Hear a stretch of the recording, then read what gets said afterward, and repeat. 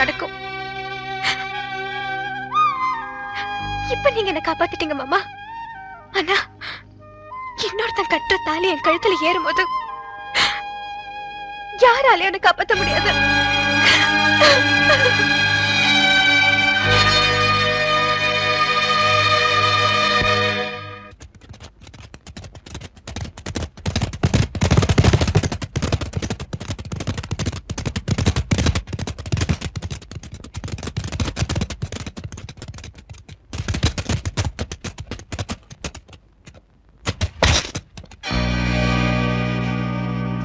என்னடா இது, நாம வீடு தேடி வந்திருக்கோம், வாங்கன்னு சொல்ல யாருமே இல்ல. வாங்க.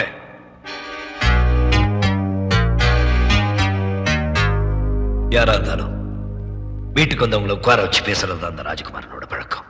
கருங்க.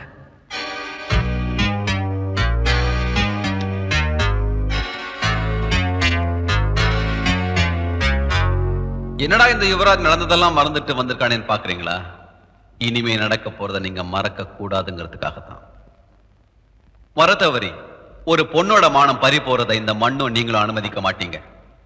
அதனால நானே நாளும் கிழமையும் பார்த்து ஒரு பொண்ணு மேல கைய வைக்க போறேன், முறையோட தான். என்னடா இதெல்லாம் இங்க வந்து சொல்லணும்னு பாக்குறீங்களா?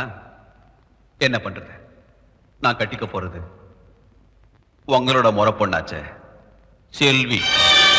அதான் பத்திரிக்கை வச்சு அழைச்சிட்டு போறான்னு வந்தேன். எதையுமே முறைப்படி செஞ்சா தானே உங்களுக்கு பிடிக்கும்.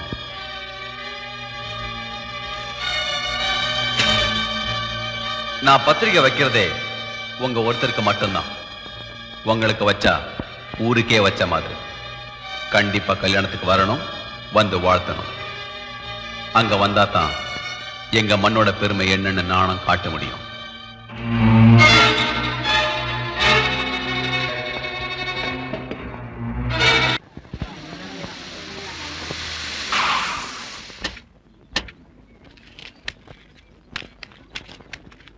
எதுக்குடா என் வீட்டு முன்னாடி கூட்டம் போட்டு நிக்கிறீங்க? என்ன விஷயம் சொல்லுங்கடா. ஐயா, நம்ம ஊர் மானத்தை வாங்க வந்து அந்த பாலப்பட்டி ஜமீனோட சம்பந்தம் பேசிட்டு வந்திருக்கீங்கன்னு கேள்விப்பட்டோம். அந்த அயோக்கியனுக்கு பொண்ணு கொடுக்குறீங்கன்னு தெரிஞ்சதுல இருந்து இந்த ஊர் சனமே தவிச்சு போய் நிக்குதுங்க ஐயா. டாய், அத கேக்குறதுக்கு நீங்க யாரா பிச்சைக்காரன் நாய்ங்களா? என் பொண்ணை கட்டிக்கிறேன்னு ராஜகுமாரன் பொய் சொன்னா நீங்களும் காவா வெட்டிக்கிட்டீங்க. என் பொண்ணை கட்டிக்கிறான்னு ஒரு வார்த்தை ராஜகுமாரன் கேட்டீங்களாடா? இது என் சொந்த பிரச்சனை. போங்கடா. இன்னும் இங்கே நின்னுகிட்டு இருந்தீங்க, மரியாதை கெட்டு போயிடும். முனியம்மா பால். செல்வராஜையா பண்ண பால நாங்க இனிமே வாங்க மாட்டோம். நீ போய் வேற இடத்த பாரு.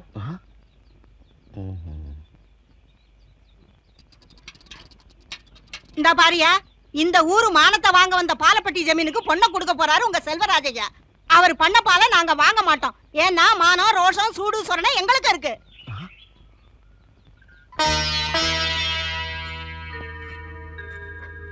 அம்மா, நீ கூட என்ன காப்பாத்த மாட்டேங்கிற, கெஞ்சி கேக்குற.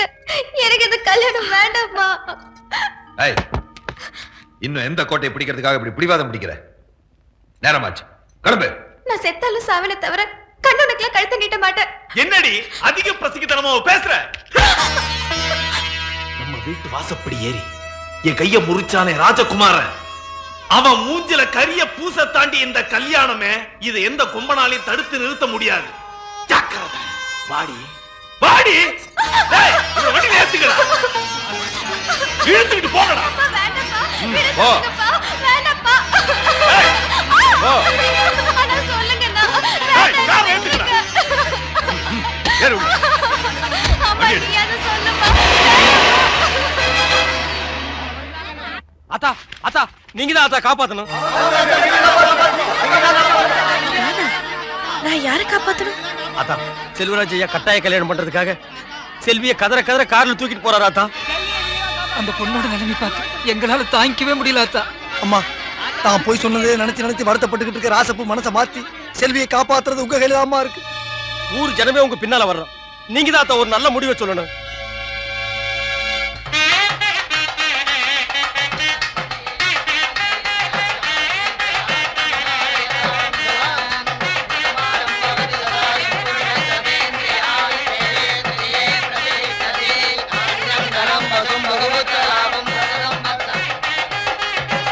ஐயா, எங்க குடும்பம் கெடக்கூடாதுன்னு நீங்க நினைச்சீங்க.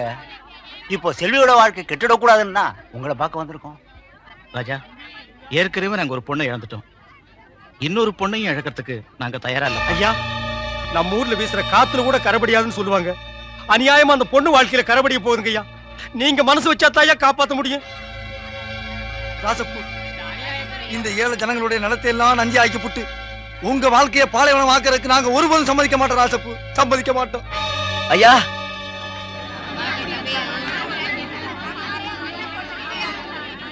ஐயா, இத கொஞ்சம் பாருங்க ஐயா. என்ன எழுதியிருக்குன்னு படிச்சு பாருங்க ஐயா.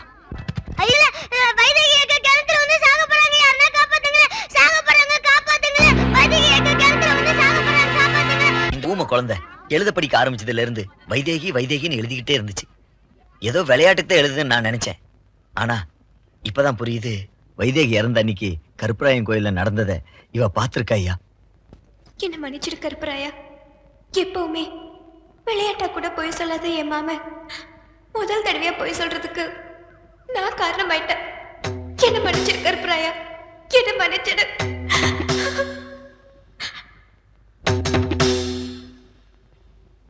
என் ஆசைப்படி மாமாவையும் வைதிகையும் சேர்த்து வைக்கிறது உன் கையில தான் இருக்கு. அவங்களை யாராலையும் பிரிக்க முடியாதபடி நீதான் பாத்துக்கணும். எந்த குழப்பமும் இல்லாம அதை நீதான் நிறைவேற்றி வைக்கணும் கருப்பராயா. எனக்கு சாதகமான முடிவு எடுத்தேன்னு சந்தோஷப்பட்டேன். அதுக்குள்ள முடிவை மாத்திட்டேன். எப்படி உன் ராஜகுமாரன் பிரியப்பட்ட எதையுமே நான் விட்டு வைக்க மாட்டேன்.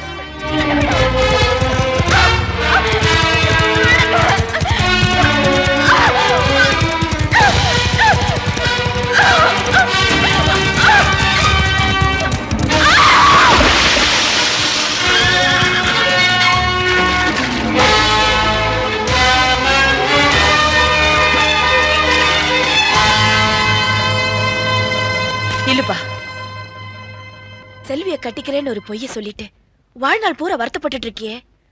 இப்ப அந்த பொய்ய உண்மையாக்குறதுக்கு ஒரு சந்தர்ப்பம் கிடைச்சிருக்கு. ராஜா, அந்த பொய்ய உண்மையாக்கிட்டு தான் நீ என் மூஞ்சில முழிக்கணும். அப்பதான் எனக்கும் பெருமை, உங்க அப்பாவுக்கும் பெருமை.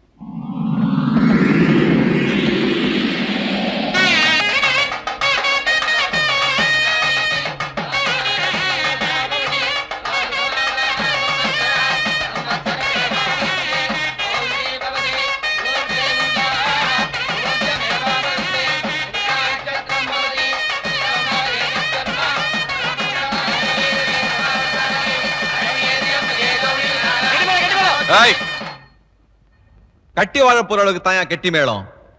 தாலி கட்டி வாழ வைக்க கூட்டிட்டு வரல இவள. தாலி கட்டாமலேயே மானத்தை வாங்கத்தான் கூட்டிட்டு வந்திருக்கேன். பொண்ணு வீட்டுக்காரங்க அவசரப்படாதீங்க.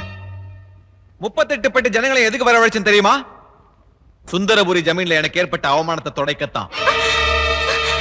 அன்னைக்கு ராஜகுமார வாய்க்கையே சொன்னானே, அவங்க ஊர் மண்ணுக்கு தான் வீரம் இருக்கு, அவங்க ஊர் பொண்ணுக்கு தான் மானம் இருக்குன்னு. இப்போ இந்த இடத்துல ஏன் மண்ணுல இந்த பொண்ணோட மானத்தை வாங்க போறேன்.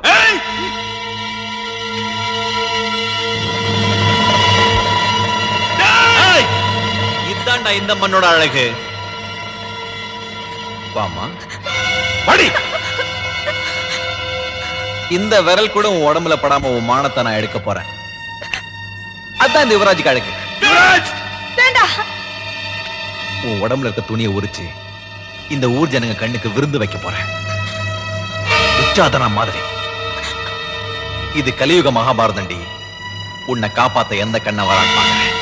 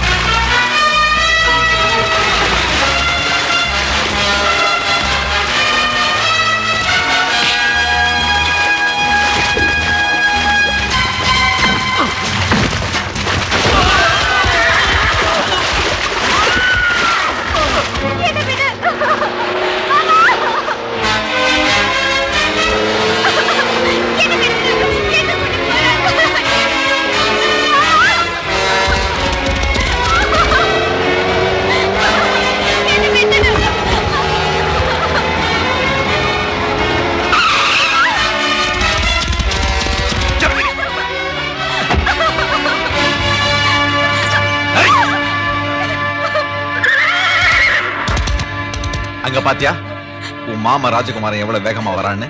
சாகறதுக்கு அவன் இந்த பாலத்தை தாண்ட போறதில்ல. இந்த பாலத்துல காலை வச்ச உடனே பாலம் வெடிக்க போகுது. நீ அவன் கூட சேர்ந்து சாவ போறியா இல்ல என் கூட இருந்து சாவ போறியா? நீ முடிவு.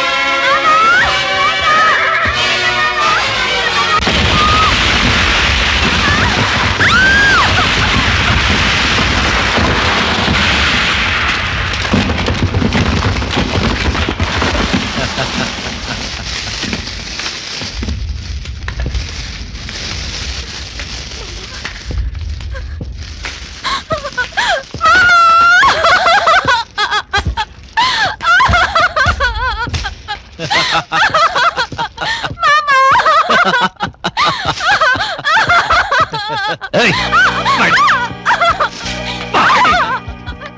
அந்த ராஜகுமாரன் கூட சேர்ந்து சாவணும் நீ நினைச்ச, ஆனா இந்த யுவராஜ் கூட வாழ்ந்து சாவணும் ஆண்டவன் நினைச்சிட்டான். தொடவே கூடாதுன்னு நினைச்சேன், தொட வச்சிட்டீங்களடி.